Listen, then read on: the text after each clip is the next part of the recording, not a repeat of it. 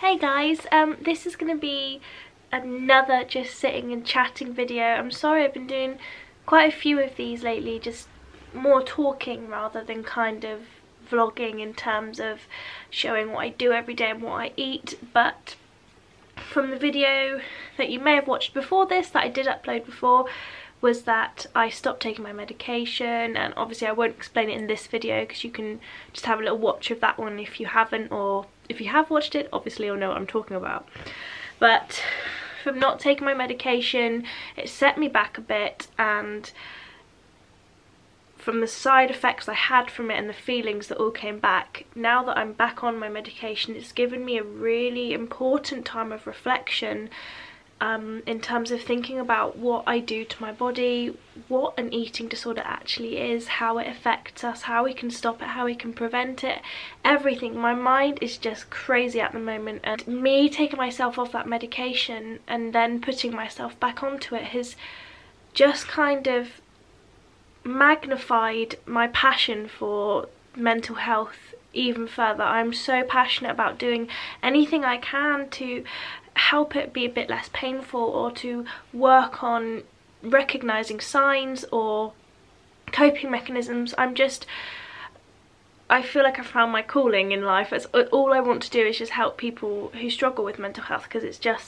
it's horrendous. The reason I started this YouTube channel was to try and understand for myself and help others understand what my eating disorder is, what it does, how it makes me feel. So to start with, we should define what an eating disorder is.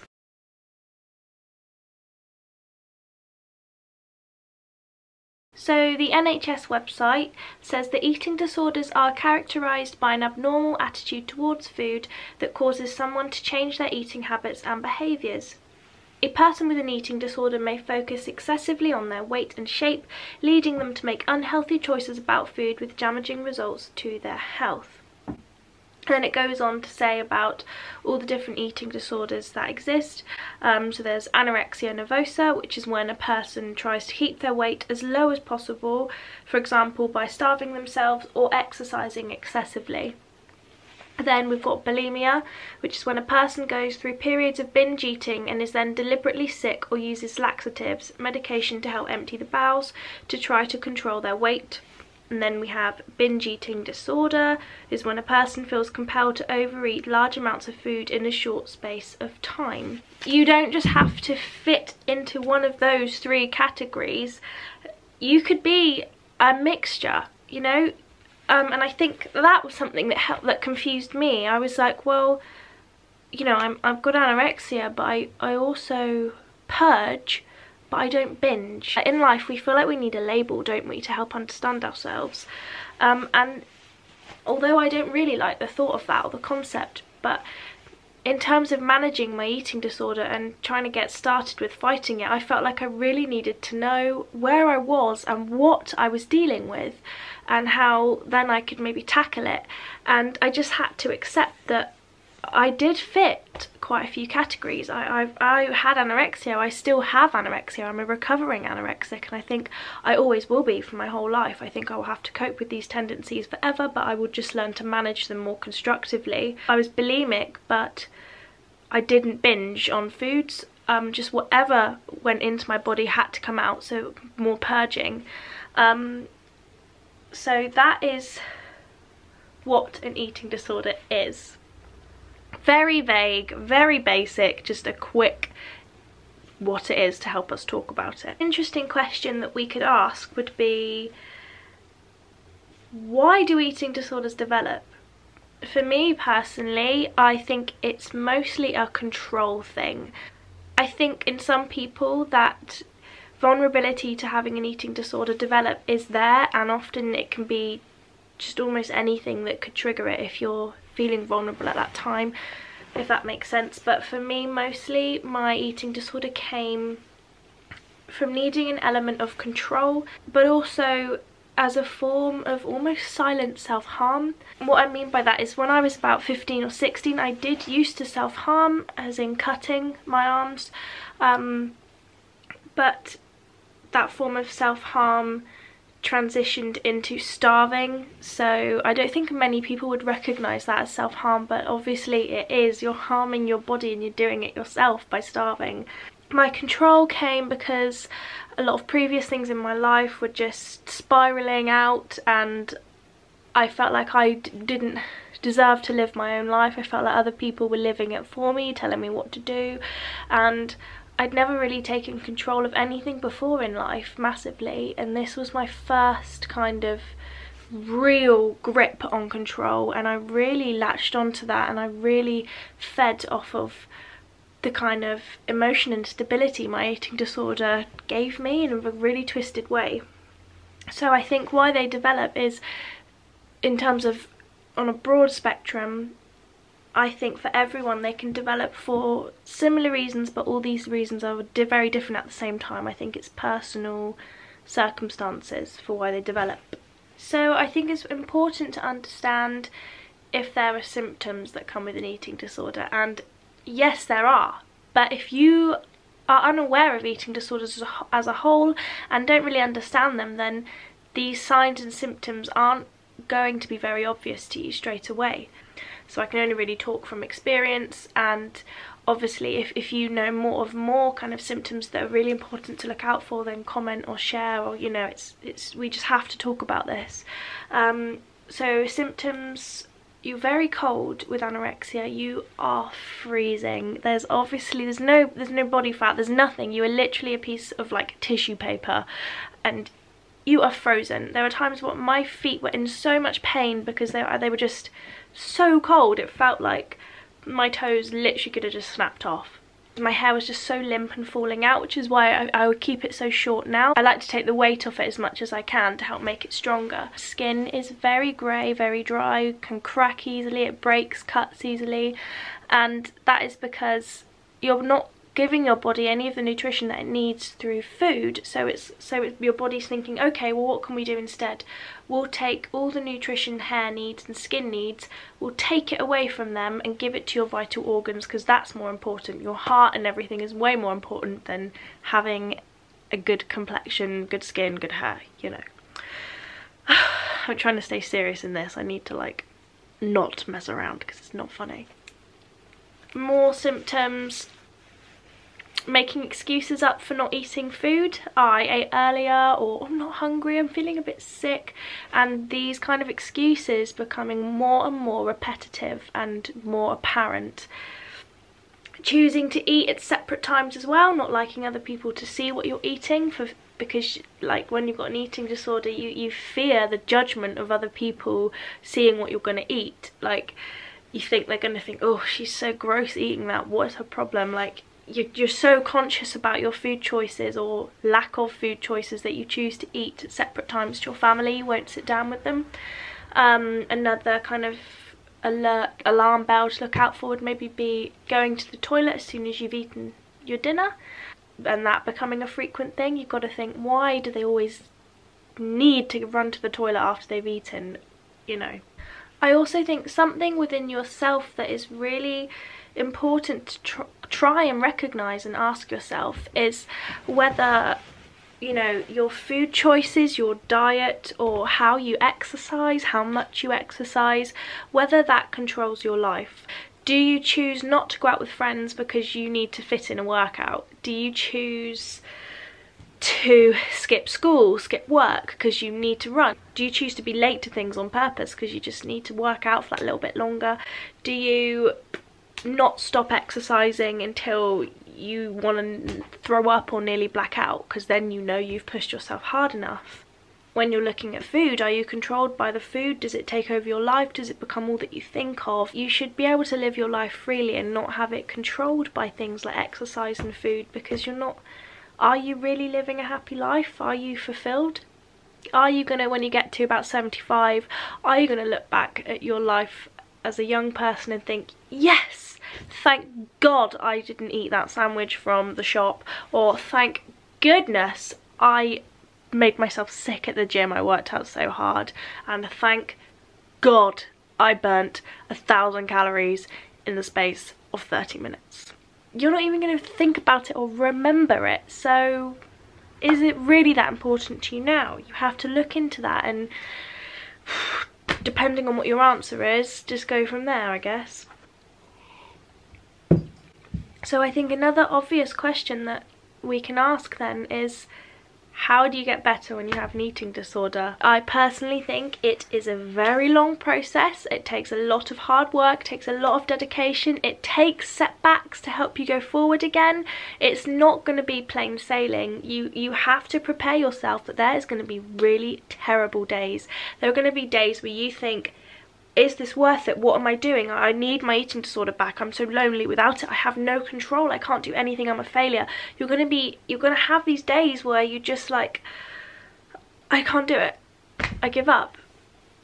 But then you also have to remember that each day is a new day, and you're going to have the days where you think, do you know what? I actually got through the whole day without worrying about food. I didn't second guess my food choices, and I didn't feel that guilt. And actually, I did skip the gym today. Like, I had a rest day, and I feel amazing. I'm so glad I did it, and I'm going to do it tomorrow. And I'm not going to go to the gym next Tuesday because I'm going to go to the cinema with my friend instead. You're going to have days where it just clicks into place, and you realise that you've had really good few days back to back, and you understand how worth it is and how strong you are in your recovery. But I think ultimately, to get better fully, it has to be a commitment from yourself. Nobody can make your recovery 100% for you other than yourself. I think in the beginning it's very important to have a good kind of network of people around you that can push you and encourage you and motivate you and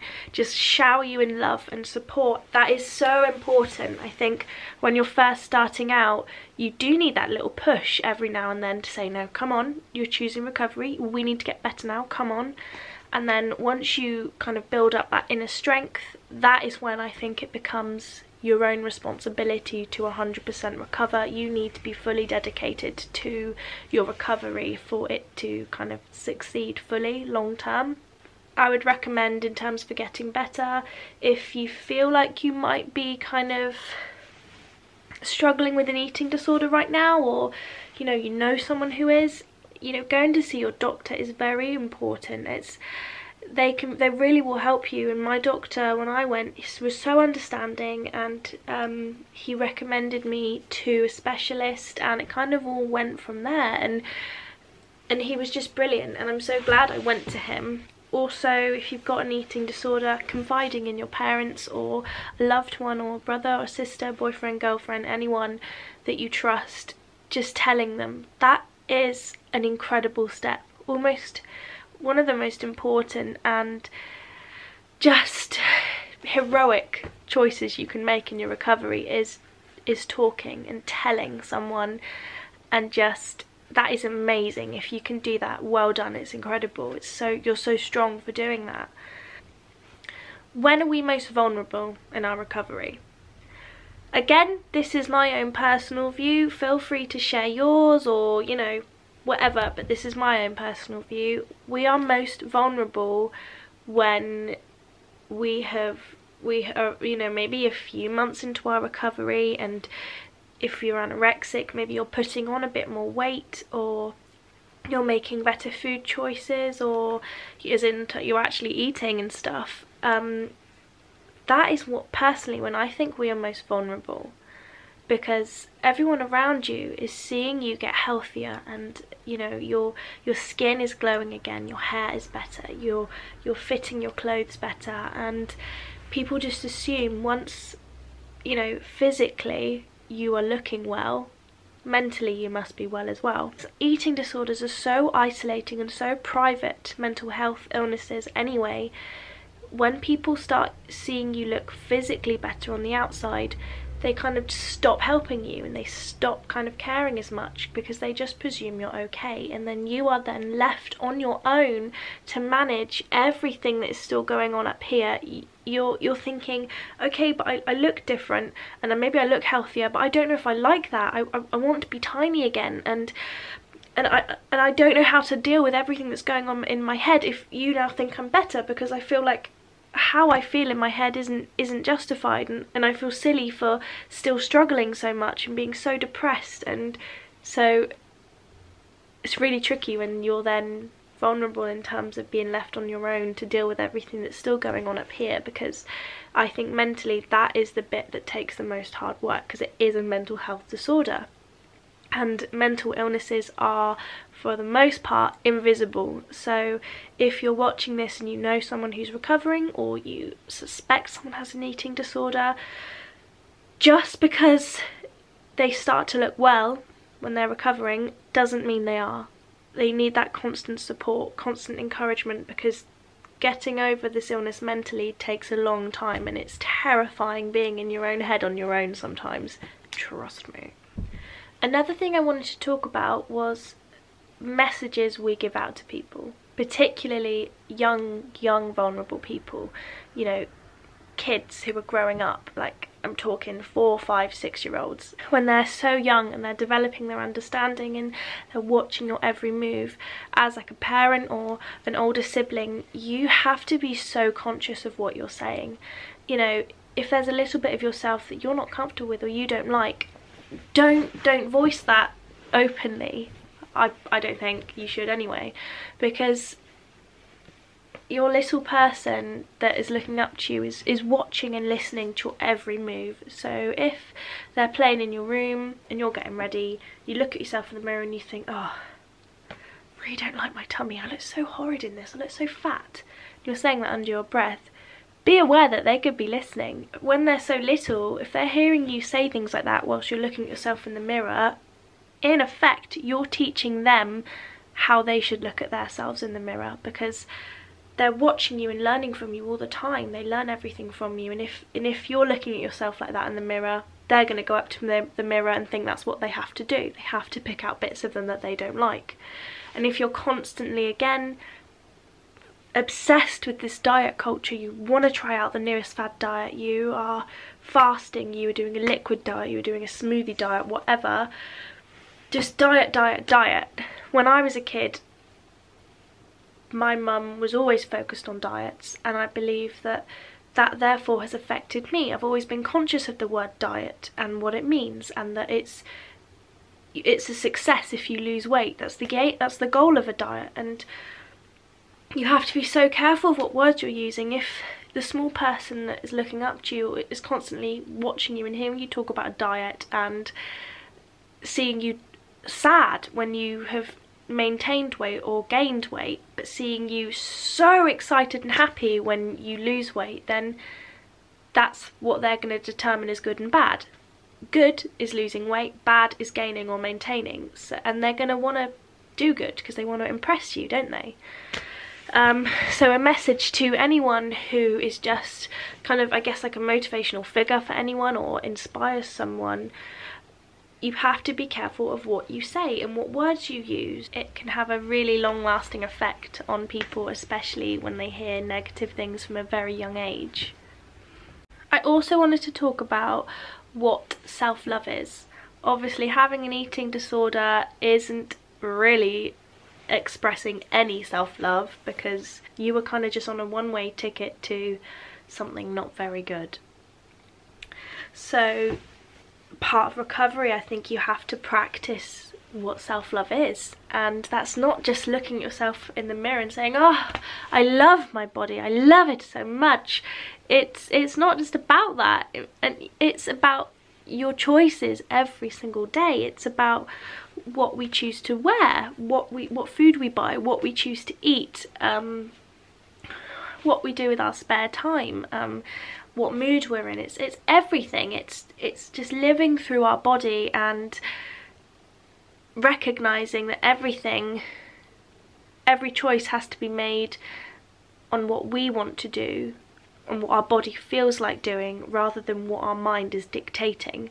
Because for a lot of us, I think with eating disorders, we let our mind dictate to our body, and then we stop having a relationship with ourselves, because a relationship needs to be two-way and a dictatorship obviously isn't. So I personally think, therefore, the main concept of self-love is listening to your body and recreating that relationship and listening to what it wants and giving it what it wants. If it wants a vegetable, give it a vegetable. If it wants a piece of cake, give it a piece of cake. If it just wants to chill out, let it chill out. If it wants to do a 15-mile run, go on a 15-mile run. I think you just need to live through your body. It's really sad because we so often in society love ourselves on condition. We show ourselves love on the condition that we have behaved and done what our mind is telling us to do. We will love ourselves if we've gone for a run, and we will punish ourselves if we haven't. Do you know what I mean? To improve on that, you should ask yourself what advice you would give to someone if they came to you with your same problems. Say a younger brother or sister or a friend or your child came up to you and said, look, I'm really struggling, I'm starving myself, I hate myself, I don't even know how to live anymore, please help me, what shall I do? Your first reaction would be that you were devastated for that person, and you would just want to show this immense amount of love for them, to show them how worthy they are of happiness and life, and you would just be so quick to show them this unconditional love of the fact that no matter what happens, I will be there for you and I will help you through this, and it's going to be hard but we can do it. And do you know what I mean? So we would so quickly act towards other people with this unconditional love and just this need to help them feel better and okay again, but we don't do that with ourselves, do we? And that's really sad, and I think that's an important thing for everyone to reflect on, is how differently we treat ourselves to other people and how we could maybe work on our self-love. So I think that is mostly everything that I wanted to chat about. I'm sorry if it was a bit all over the place, but I really just wanted to have an in-depth conversation with you and just look at a few different points. And obviously I am not qualified in diagnosing any form of mental health problem. I can only go on my own experiences and what I've read and what I've heard from other people. So please, if you've got any other points or you disagree with something I said or just want to kind of chat about something, please comment or inbox me or just whatever. It's, you know, it's so good to talk, it's so good.